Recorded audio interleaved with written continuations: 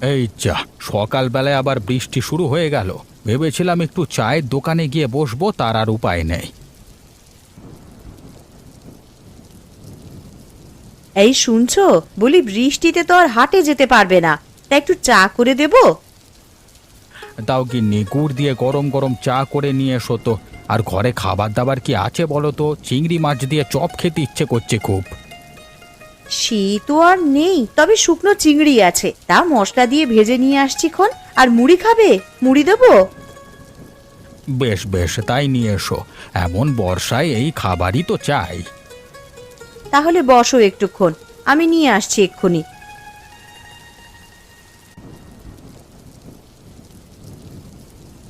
বাবু ঘরে আছেন দেখছি, আমি ভাবলাম আহারতে চলে গেছেন।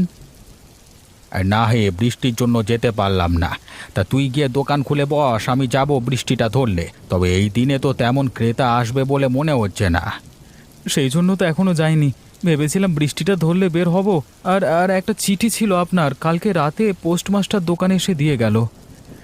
কার চিঠি? দে তো দেখি। এই নিন।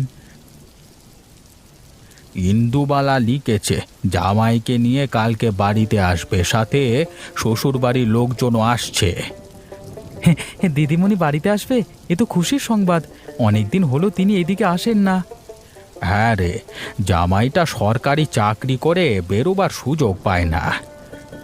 কে বেড়াতে আসছে? ইন্দু নাকি? হ্যাঁ গিন্নি, তবে এবারও একা নয়, সাথে জামাই বাবাজিও আসছে। ওর শ্বশুর শাশুড়ি আসবে বলল। তাহলে তো আমাদেরকে জোগাড় যন্ত্র করতে হবে। এতগুলো মানুষ আসবে, ভালো মন্দ না খাওয়ালে কি আর মান সম্মান থাকবে?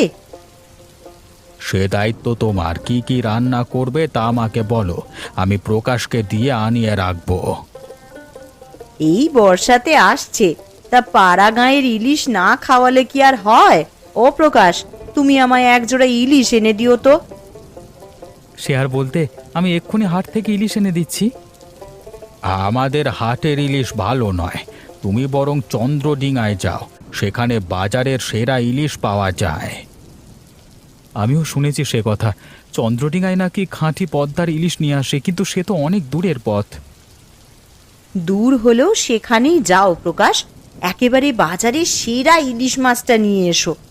এতদিন পর মেয়ে জামাই আসছে, তাদের পাতে ভালো কিছু দিতে না পারলে শান্তি পাবো না।